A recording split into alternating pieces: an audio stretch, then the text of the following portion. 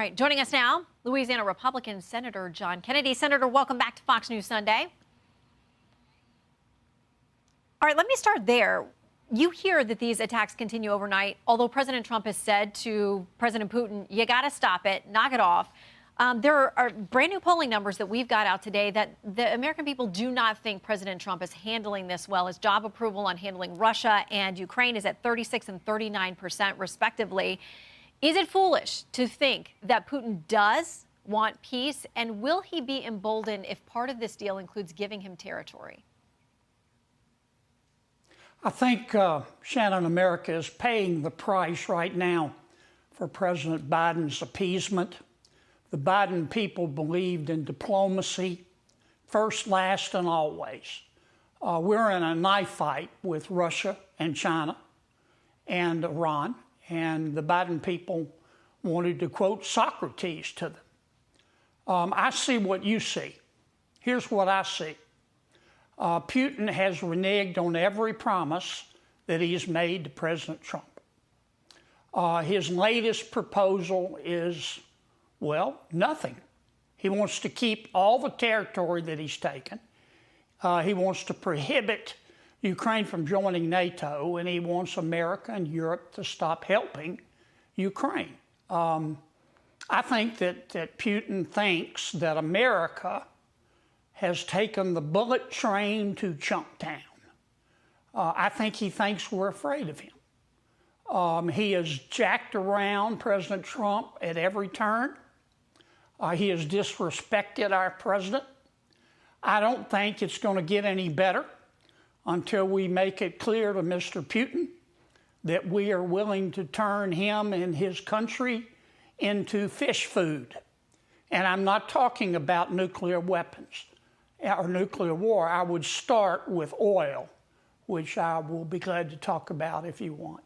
Well, and there has been some discussion. Obviously, there are sanctions on Russia, and it begs the question whether that's getting their attention, whether more sanctions will make more of a difference. I know that there are all kinds of things happening with where its oil ends up, and some of that's in violation of the sanctions. So do we need better enforcement against other countries that are violating that?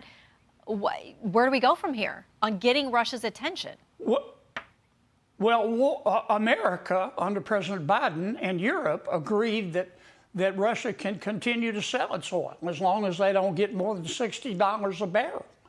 Russia gets 1/3 of its revenues from oil.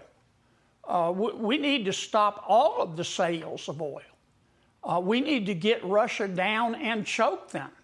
They're not going to come to the table otherwise. I want a settlement in Ukraine. We also have to ask Europe to do better. Europe's got to start paying its own bills. If it wasn't for the American taxpayer, Putin would be in Paris right now. Europe's got to do more. But mainly, we've got to make Putin understand that there is a price to be paid for his jacking our president around. Yeah, he doesn't seem to get that at this point. I want to ask you about Iran as well, because we just wrapped another round of talks with them.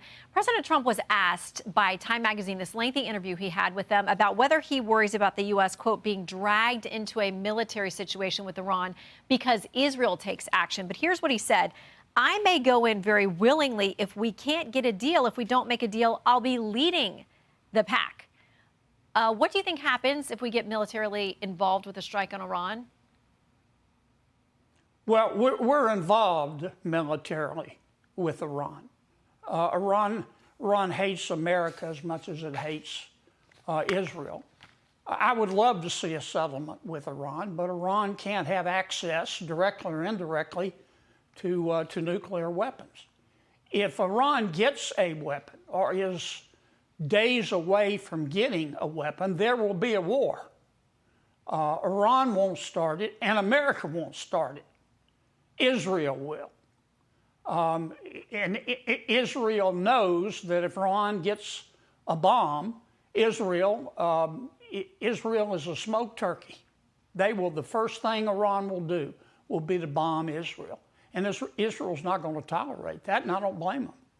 All right, I want to make sure I get to a couple of other things with you. Legally, you're an attorney, as am I. You have said that you will call out President Trump loudly if you think he is not following federal courts and the orders that they have. The Supreme Court has made some statements about what the administration should be doing with respect to getting Kilmer Obrego Garcia back from El Salvador. They've admitted that was a mistake. You've talked about them making a mistake with that, too.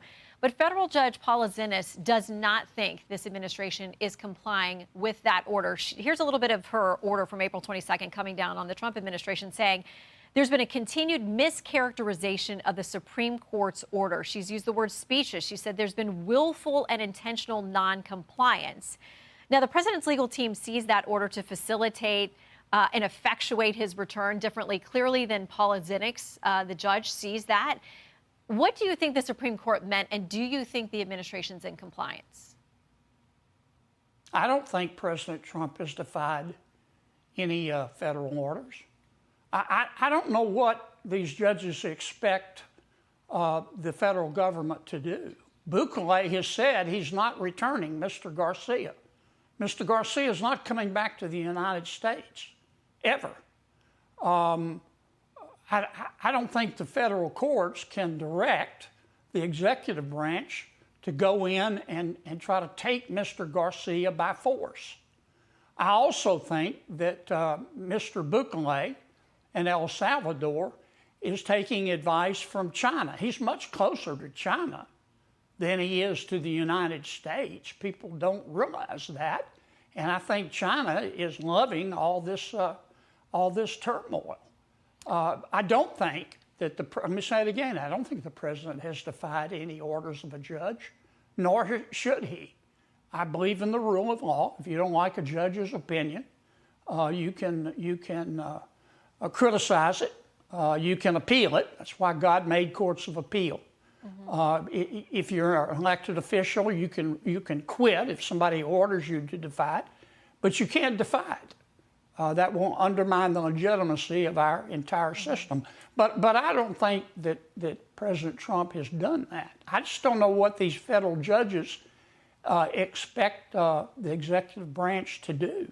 Well, so much of this legal action has to do with immigration, deportation, the border. I want to read something from our next guest, Congressman Adam Smith, speaking to that issue. He says this: there are a lot of people in this country, undocumented, who should be allowed to stay. They have been a vital part of our economy. They are vital parts of our community. He says deporting them is often separating families. It's sending people back to countries they aren't even familiar with. What's your response to him? Well, I have great respect for the congressman. What he has said would be interesting if it were true. Illegal immigration is illegal. Duh. If you don't like the law, change it. But you have to follow the law. The American people support legal immigration, but they don't support illegal immigration. They see the border like they see their front door. Most Americans lock their front door at night. They don't lock their front door because they hate everybody on the outside. They lock their front door because they love the people on the inside, and they want to know who's coming in and out of their home. The congressman and his party allowed 8 to 12 million people to come into our country illegally, and we don't have the slightest idea who they are. That's like adding 4 Nebraskas. If they believe in open borders. I mean, that's clear to me. Nobody is so incompetent as to allow that many people to come into our country. It has to be intentional. And the Democrats would be a lot more intellectually honest if they would just admit that they believe in open borders. Well, I will ask him about that. Senator Kennedy, thank you for your time. Appreciate it.